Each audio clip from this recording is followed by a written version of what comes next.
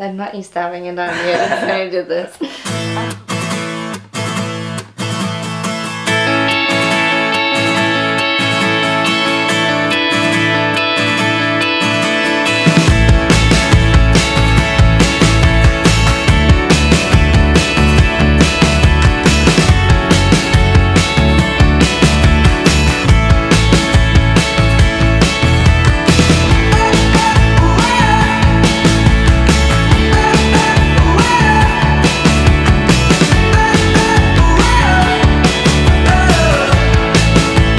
We've all got a light to shine, and this is how I'm shining mine. Hey guys, welcome back to another video. My name is Danielle, and the name of this channel is This Little Light, where we aim to shine our lights into the world to help make it a little bit brighter. Now, if you haven't been able to tell by the title of this video, I have somebody very, very special I will be introducing to you, and here they are. Whoa! What? So I can't even do this. Just go with it. Okay. Just go with it. Ta-da! Ta-da! Everyone, this is my boyfriend Kevin. You wanna say hi? Hello. This is really Going off to a good start. Yeah, so if you couldn't tell by the title of this video, this is Kevin, and yeah, welcome to the vlog. Thank you. Yep. Okay. Oh. We're on our first date again? Yeah. Yeah. I think our first date actually went a lot better than, this video is going so far. It's alright. Awkward. Okay. Anyways, so what we thought would be kind of cool to do is just answer a couple of your questions that you've had and give you a little bit of an inside scoop as to what's been going on over the past year. And yeah, story time. Let's do it. Cool. Okay, so one of the major questions that a lot of you guys asked was how we met. So we're gonna answer that. And to start things off, we actually met when we were little.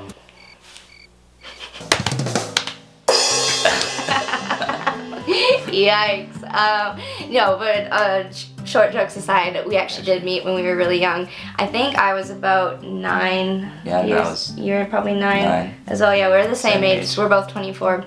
And we met at a Little People of America conference when we were really young. And I don't actually, we've talked about this a few times, but we don't actually really remember ever like having conversations for a long time. A long time. Yeah. We always like saw each other and would be in the same friend group, but never like engaged in conversation. Yeah, never. No, honestly, I think our parents probably talked more to each other than we did.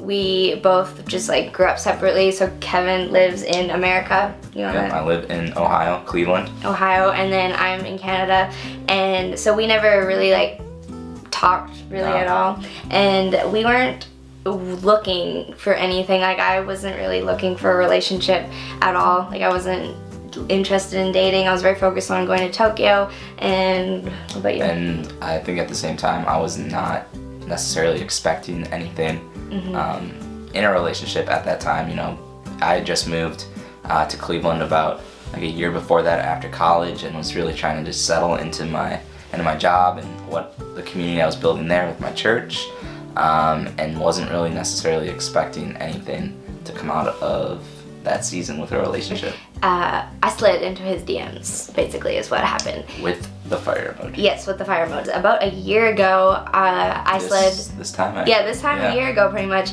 I slid into his DMs because he posted an Instagram story that sounded quite like a biblical reference, and I was like, oh, that sounds like something in the Bible, so I'm just gonna react to it. So ladies, if you see something that a guy posts that you're interested in, just send a little reaction and just put yourself out there to see what happens. Which is really funny though when you say that, because like at the same time my friends and I were talking, and it's like we do this all the time when you react, and you like, people are saying don't do that. Like if you actually are engaged in someone, like you shouldn't post a question or like have a conversation, but it clearly worked because it caught my attention. Yeah, okay, so I wasn't really ready to use words, I just used a fire emoji. So I sent him like the reaction, and he responded to it, and he just answered me back, and we started like talking a little bit, and then a few messages later I sent him another one and I said, so I take it you go to church? He was like, yeah, I do. And best pickup line right there. Best pickup line. And he started sharing his testimony and just kind of what words. What words he did it better than that. He started sharing just a bit about his background, his faith background, and then I started sharing mine. And then we realized that we actually had a lot in common. And then we ended up talking on the phone. And our first conversation was what, like 3 hours? 3 hours. It was a 3 hour conversation. Yeah. So that was really good. And then we started FaceTiming, and yeah, and then we just realized that we just had a lot in common and that we were both pursuing the same thing. And then eventually it got to a point where we were kind of didn't really feel like we were both just friends anymore. Like we kind of hit like a moment where you're like, we can continue to talk and get to know each other and be friends, but we both understood that it was like there was more than that there. Yeah. And like I wasn't in a position where I didn't really want to play around, and I didn't want to play. I don't want to play with someone's feelings, and so if I'm interested, like I'll say that, and if I'm not, I'll say it. And we got to a point where it was just starting to get a little frustrating. Like we were like, okay, what are we doing? And then we didn't know, because also COVID is a very real thing, and so the border between Canada and the U.S. was still shut, and so we didn't know when the border was gonna open.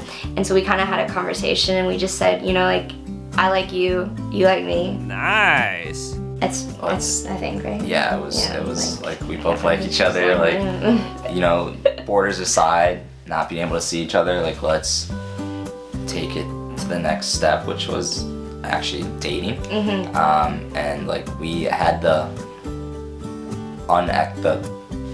unexpectation, but we just didn't know when the borders were going to be open, and so it's like we didn't have, I guess, like this thing where like we don't know when we're going to see each other, but that didn't necessarily matter because we wanted to foster the relationship that we had.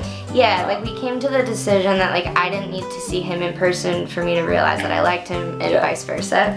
And we didn't think that like being together like physically in the same city, or just like, whoa, you have like a face, that's like so crazy, was the most important thing in the moment, because I wanted, and he wanted to get to know me on like a deep level, and just to eliminate the, I guess, like the physical parts of relationships. So like going out and doing things and always being together was really interesting for us. It was like someone who like growing up was like that was what you did, like when you were dating someone, it was like you went out with them or you went to dinner, and that was part of dating. But like to have that completely taken away is not an option. You're like, well, like I get to really get to know this individual, ask the deep questions, ask the interesting questions, like make dating interesting too. Which very we can, like, intentional, get into at some point. But it's like making the other person come alive without being in the presence of another person is fun.